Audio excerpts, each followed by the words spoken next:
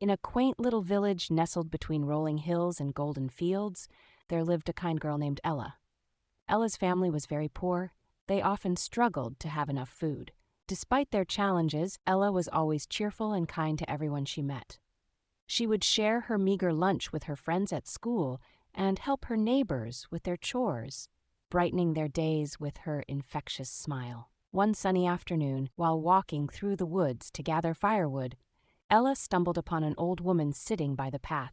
The woman looked frail and weary, with a basket of apples tipped over beside her, the fruit rolling away in all directions. "Oh dear," Ella exclaimed, rushing over to help. "Let me help you with that." With quick hands and a heart full of compassion, Ella gathered the apples and placed them back into the basket. The old woman smiled warmly as Ella returned the last apple to its rightful place. "Thank you, my dear," said the old woman, her eyes twinkling with gratitude. "Your kindness deserves a reward. Here, take this pot. It's no ordinary pot, it's magical." Ella's eyes widened in disbelief. "Magical? What does it do?" The old woman explained patiently, "When you say, 'Cook, little pot, cook,' it will fill itself with delicious porridge. Stop it, you must say, 'Stop, little pot, stop, but be careful. Use it wisely, for too much of anything can bring trouble.'" Ella thanked the woman, who waved her hand and disappeared into the trees, leaving only the sound of rustling leaves behind. With the pot cradled in her arms, Ella hurried home, eager to show her mother. That evening, with excitement bubbling inside her, Ella demonstrated the magic pot. Her mother was initially skeptical, raising an eyebrow as she watched Ella place the pot on the kitchen hearth.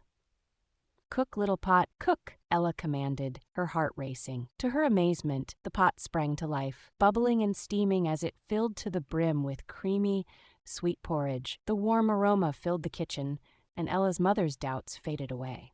"Stop, little pot, stop," Ella shouted after their bowls were filled. The pot obediently ceased its bubbling, and they sat down together, marveling at their unexpected feast.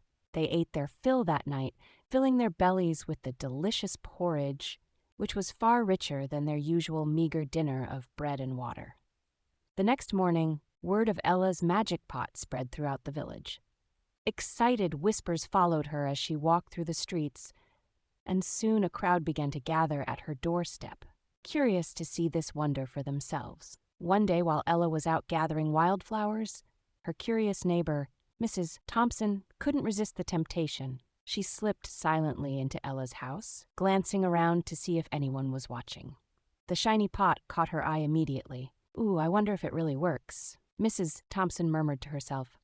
Gathering her courage, she said, "Cook, little pot, cook." The pot woke with a bubbling excitement, filling itself with warm, creamy porridge. Mrs. Thompson watched, her eyes widening in awe.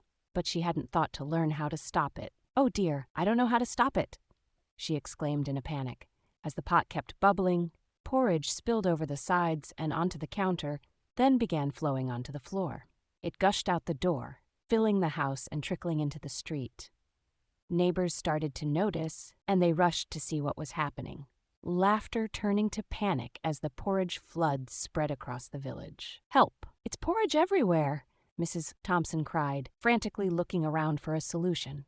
Just then, Ella returned, her hands full of wildflowers and her heart light. She froze in shock as she saw the scene before her. The street was a river of porridge, and villagers were slipping and sliding, trying to stay on their feet. "Stop, little pot, stop," Ella shouted with urgency. The pot, hearing her familiar command, finally ceased its production.